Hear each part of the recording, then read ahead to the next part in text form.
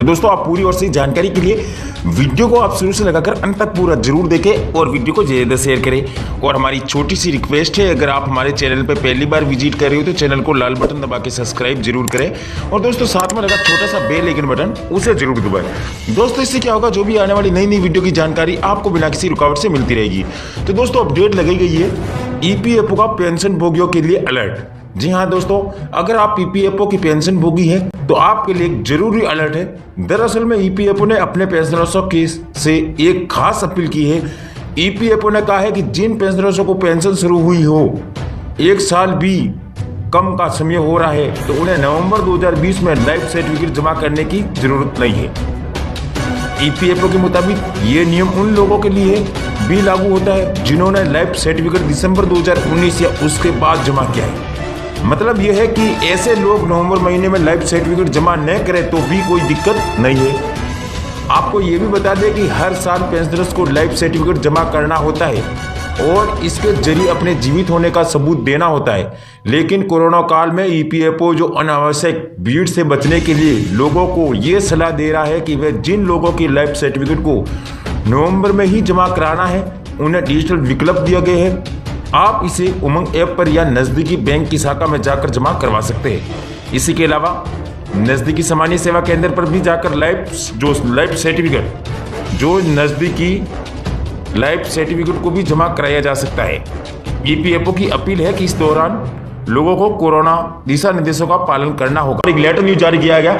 2 साहिल S मान्य सदस्य संसद लोकसभा 1259/2020 दिनांक 3/11/2020 को माननीय श्री नरेंद्र मोदी जी से भारत के प्रधानमंत्री 152 साउथ ब्लॉक रायसीना हिल नई दिल्ली से है। विषय है कि जो ईपीएस पेंशनर्स के मुद्दे पर ध्यान देने का अनुरोध करते हुए मोदी उपरोक्त विषय के संदर्भ में जो ईपीएस राष्ट्रीय आंदोलन समिति के सदस्यों ने हाल ही में मुझसे मुलाकात की और उन्हें मुद्दों पर प्रकाश डाला। उनके अनुरोध इस प्रकार है।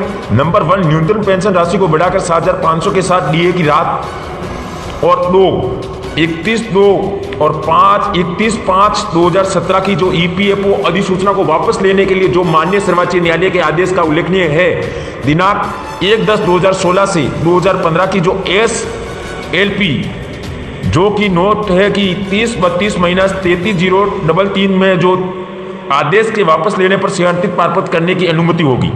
उनके पिछले वेतन के आधार पर बढ़ी हुई पेंशन।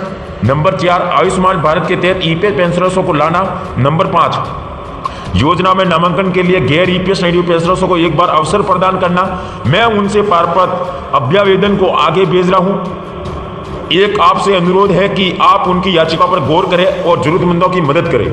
दयालु होने के साथ तुम्हारा धैर्यशील एस मान्य सदस्य सूचना प्रौद्योगिकी पर स्थायी समिति सदस्य कपड़ा मंत्रालय एपी के लिए परामर्शदात्री समिति प्लाट नंबर 157 आशीर्वाद विला रुईकर कॉलोनी कोल्हापुर की डॉक्टर जितेंद्र सिंह के माध्यम से डीए के साथ ईपीएस 1995 के तहत न्यूनतम पेंशन में वृद्धि। जी हाँ दोस्तों, बिल्कुल सही बात है। जैसे कि ईपीएफओ की तरफ से जो EPS 95 pensioners doctor Jitendra Singh के माध्यम से ये 1995 के तहत ईपीएस 1995 के तहत न्यूनतम पेंशन में वृद्धि की जाए। तो दोस्तों आपको बता दूं, सभी उचित सम्मान के साथ ये प्रस्तुत किया गया है कि ईपीएस 1995 के तहत प्रदान की गई अलग पेंशन की समीक्षा याचिका द्वारा वास्तविक वेतन पर उच्च पेंशन के मुकदमे के निपटारे की स्थिति है। क्रमश ईपीएफओ और भारत के माननीय सरकार द्वारा दायर एसएलपी मामला माननीय सर्वोच्च न्यायालय ने करोड़ों ईपीएस पेंशनर्सों के जीवन को करोड़ों जीवन साथी और बच्चों के साथ मिलकर इतना दुखद बना दिया है कि वे बिना डीए की पेंशन की पर्याप्त मात्रा के साथ दूसरे पर निर्भरता की बेचैनी और बेचैन जीवन जी रहे। तो सामान्य आजीविका छीन ली गई है, सेवा के समय में उनके पास था। तो दोस्तों जैसे कि ईपीएस पेंशनर्सों में से अधिकांश गरीब और बहुत गरीब होने के कारण ईपीएस 1995 की शुरुआती पोस्ट अवधि में जो सेवानिवृत्ति पेंशन योजना के सबसे खराब लाभार्थी रहे हैं, जो कि ईपीएस 95 के परिभाषित पेंशन योग्य सेवा के साथ उच्च पेंशन के गैर लाभार्थी है। वे जो लाइवहुड के अपने दयनीय परिस्थितियों से गुजरते रहे हैं, जो दिन के माननीय सरकार से न्याय की प्रतीक्षा कर रहे हैं। मानव गरिमा के अलावा जीवित और अपरिहार्य जीवन ऐसे चिकित्सा खर्चों की वर्तमान लागत की असहनीय बीते समय के साथ बहुत बोझ डाला है।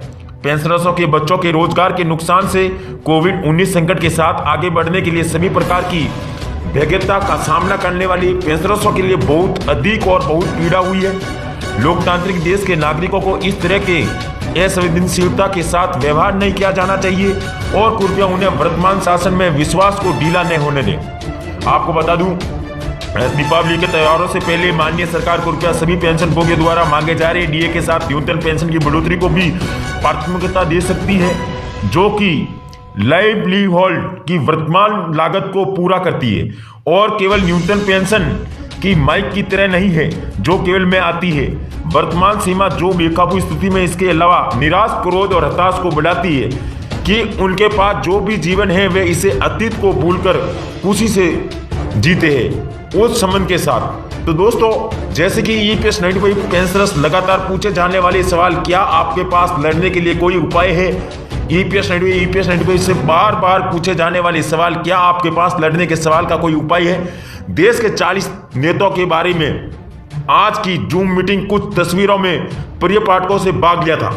आज बातें हैं कि देश के लगभग 40 नेताओं ने CS प्रसाद रेड्डी मुख्य समन्वय द्वारा आयोजित की गई थी। तो दोस्तों, जैसे कि आप